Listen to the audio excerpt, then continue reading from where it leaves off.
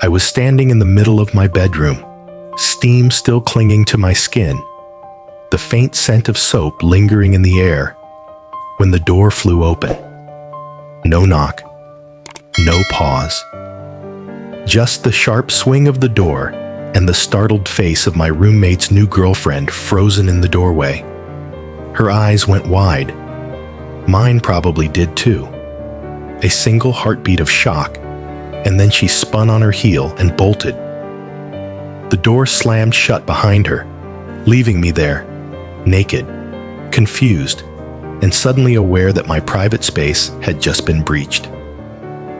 That was the moment the entire dynamic of my living situation shifted. My roommate and I aren't close friends. We live together because it's convenient. Two young guys sharing an apartment to make the rent easier. He's 21, I'm 20. We keep to our own routines, respect each other's space, or at least we did. The apartment has 2 bathrooms. His is in the hallway. Mine is tucked into my bedroom, an ensuite. I've always used mine. He's always used his. It's an unspoken rule.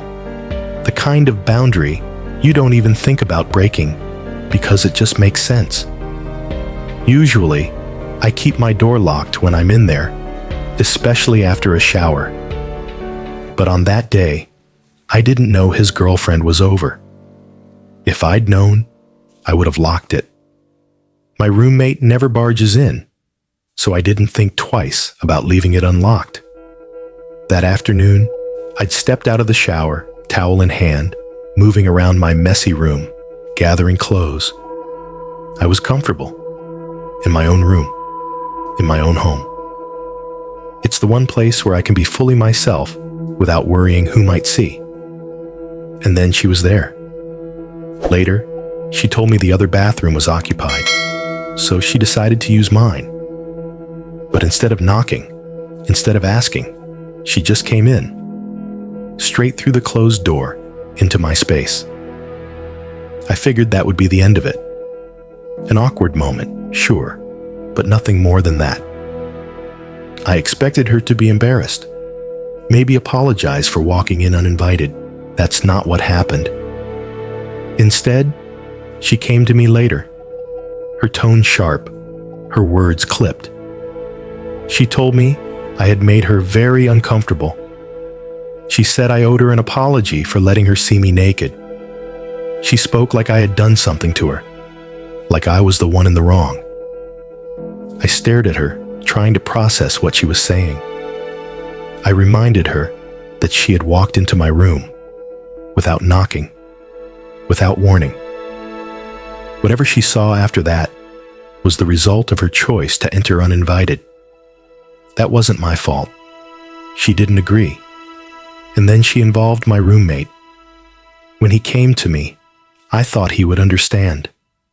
I thought he'd say something about boundaries, about knocking before entering someone's bedroom. But no, he sided with her. He told me I should apologize, that I shouldn't have been walking around naked in my room without locking the door first. That was the moment the shock turned into something else, a deep, unsettled anger. Because here's the truth. My bedroom is the only private space I have in this apartment. The only place where I can relax, where I can exist without guarding myself. Locking the door should be a choice, not a requirement to keep others from violating my privacy.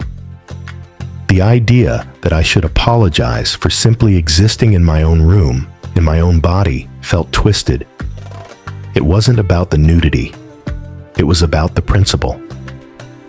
And yet, there I was, caught between the two of them. My roommate defending his girlfriend painting herself as the victim, and me standing in the middle of it, the one being told I was at fault for not anticipating her decision to barge in. I started thinking about the double standards. If the roles had been reversed, if I had walked into her bedroom while she was naked, the reaction would have been explosive. I'd have been accused of invading her privacy, maybe even worse. No one would expect her to apologize to me. So why was I being told to apologize to her? The tension in the apartment shifted after that. Every time she was over, I felt the need to lock my door. Not because I was doing anything wrong, but because I couldn't trust her to respect my space. I started wondering how many times she might have gone into my room before, maybe while I wasn't home. The thought sat heavy in my chest. I considered the possibilities. Was this just a one-time lapse in judgment on her part? Or was it a sign of something more? A lack of boundaries, an assumption that my room was somehow open to her whenever she felt like it. She had already blurred the lines by treating the apartment like she lived there, spending so many nights over that it felt like we had an unofficial third roommate. Now, she was trying to dictate how I should behave in my own bedroom. I refused to apologize. I made it clear that my room and my bathroom were off limits to her, especially if she couldn't respect the basic courtesy of knocking. But the air between us didn't clear. She avoided me unless my roommate was around. When she did speak to me, it was cold, clipped, like she still believed I had wronged her. My roommate started giving me these sidelong glances, like he was silently asking me to give in just to keep the peace. I thought about it, not because I felt guilty, but because I didn't want the tension to poison the living situation entirely. But every time I replayed the moment in my head, the door swinging open, the shock in her face, the way she turned it around on me, I knew apologizing would be a mistake. It would be admitting fault where there was none. It would be giving her permission to cross my boundaries again, and I wasn't going to do that. Still, the pressure kept building. It wasn't yelling or outright hostility, but the kind of quiet friction that seeps into daily life. The occasional comment from my roommate about avoiding drama. The deliberate way she'd walk past my closed door without a glance, as if to remind me she was still upset. The whole thing made me think about how people handle boundaries, or don't. How some people, when caught in the wrong, will twist the situation until they look like the victim. How others will defend them, not because they believe they're right, but because it's easier than standing up to them. And it left me wondering, in this situation where the facts are clear, where I was in my own locked-away space and she came in uninvited, am I really the one who should feel bad? Or am I simply holding the line on something that should never have been in question? So, am I the asshole? This story is about more than just an awkward encounter. It's about the right to privacy, the unspoken agreements we make when we share a space, and the way some people react when their own mistakes make them uncomfortable. What strikes me here is how quickly the conversation shifted from "why did you walk into my room without knocking?"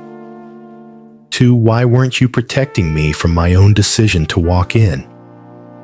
That's a dangerous shift, because it places the responsibility for someone else's actions squarely on you. It's also about power. When someone demands an apology in a situation where they were clearly in the wrong, it's often less about resolving the issue and more about establishing control, making sure you know they can push you into submission. That's why standing firm matters. Not to be petty, but to make sure the line stays clear. This is my space, and I decide what happens here. So, to everyone listening, think about your own boundaries. Have you ever been pressured to apologize for something that wasn't your fault, just to keep the peace?